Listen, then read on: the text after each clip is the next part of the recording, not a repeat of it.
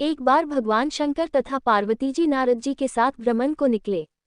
चलते चलते वे चैत्र शुक्ल तृतीया के दिन एक गांव में पहुंच गए। उनके आगमन का समाचार सुनकर गांव की श्रेष्ठ कुलीन स्त्रियां उनके स्वागत के लिए स्वादिष्ट भोजन बनाने लगी। भोजन बनाते बनाते उन्हें काफी विलंब हो गया, किंतु साधारण कुल की स्त्रियां श्रेष्ठ कुल की स्त्रियों से पहले ही थालियों में हल्दी तथा अक्षत लेकर पूजन हेतु पहुंच गईं। पार्वती जी ने उनके पूजा भाव को स्वीकार करके सारा सुहाग रस उन पर छिड़क दिया। वे अटल सुहाग प्राप्ति का वरदान पाकर लौटी। तत्पश्चात उच्च कुल की स्त्रियां अनेक प्रकार के पकवान लेकर गौरी जी और शंकर जी की पूजा करने पहुंची। सोने चांदी से निर्मित उनकी थालियों में विभिन्न प्रकार के पदार्थ थे। उन स्त्रियों को देखकर भगवान शंकर ने पार्वती जी से कहा, तुमने सारा सुहाग रस तो साधारण कुल की स्त्रियों को ही दे दिया, अब इन्हें क्या दोगी? पार्वती जी ने उत्तर दिया, प्राणनाथ, आप इसकी चिंता मत कीजिए। उन स्त्रियों को मैंने केवल ऊपरी पदार्थों से बना रस दिया है, इसलिए उनका रस धोती से रहेगा, परंतु मैं इन उच्च कुल की स्त्रियों को अपनी उंगली चीरकर अपने रक्त का सुहाग रस दूंगी। ये सुहाग रस जिसके भाग्य में पड़ेगा वह तन मन से मुझ जैसी सौभाग्यवती हो जाएगी। जब स्त्रियों ने पूजन समाप्त कर दिया, तब पार्वती जी ने अपनी उंगली चीरकर उन पर छिड़क दी। जिस पर जैसा छींटा पड़ा उसने वैसा ही सुहाग पा लिया। तत्पश्चात भगवान शिव की आज्ञा से पार्वती जी ने नदी तट पर स्नान किया और बालू की शिव मूर्ति बनाकर पूजन करने लगी। पूजन के बाद बालू के पकवान बनाकर शिव जी को भोग लगाया। प्रदक्षिणा करके नदी तट की मिट्टी से माथे पर तिलक लगाकर 2 कण बालू का भोग लगाया। इतना सब करते करते पार्वती को काफी समय लग गया। काफी देर बाद जब वे लौटकर आई तो महादेव जी ने उनसे देर से आने का कारण पूछा। उत्तर में पार्वती जी ने झूठ ही कह दिया कि वहां मेरे भाई भावज आदि मायके वाले मिल गए थे, उन्हीं से बातें करने में देर हो गई। परंतु महादेव तो महादेव ही थे, वे कुछ और ही लीला रचना चाहते थे। अतः उन्होंने पूछा, पार्वती, तुमने नदी के तट पर पूजन करके किस चीज का भोग लगाया था और स्वयं कौन सा प्रसाद खाया था? स्वामी, पार्वती जी ने पुनः झूठ बोल दिया, मेरी भावज ने मुझे दूध भात खिलाया, उसे खाकर मैं सीधी यहाँ चली आ रही हूँ।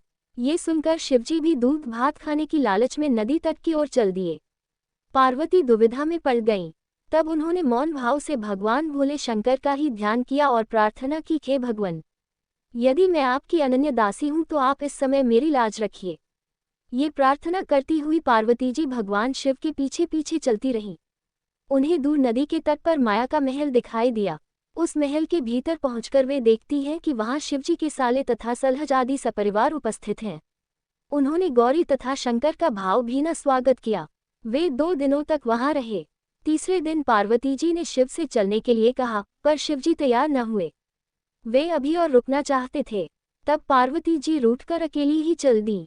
ऐसी हालत में भगवान शिवजी को पार्वती के साथ चलना पड़ा। नारद जी भी साथ साथ चल दिए। चलते चलते वे बहुत दूर निकल आए। उस समय भगवान सूर्य अपने धाम पश्चिम को पधार रहे थे। अचानक भगवान शंकर पार्वती जी से बोले, मैं तुम्हारे मायके में अपनी माला भूल आया हूँ। ठीक है, मैं ले आती हूँ, पार्वती जी ने कहा और जाने को तत्पर हो गईं। परंतु भगवान ने उन्हें जाने की आज्ञा न दी और इस कार्य के लिए ब्रह्मपुत्र नारद जी को भेज दिया।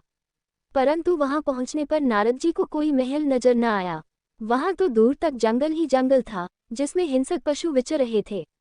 नारद जी वहां भटकने लगे और सोचने लगे कि कहीं वे किसी गलत स्थान पर तो नहीं आ गए। मगर सहसा ही बिजली चमकी और नारद जी को शिवजी की माला एक पेड़ पर टंगी हुई दिखाई दी। नारद जी ने माला उतार ली और शिवजी के पास पहुंचकर वहां का हाल बताया। शिवजी ने हंसकर कहा, नारद, ये सब पार्वती की ही लीला है। इस पर पार्वती बोली, मैं किस योग्य हूँ?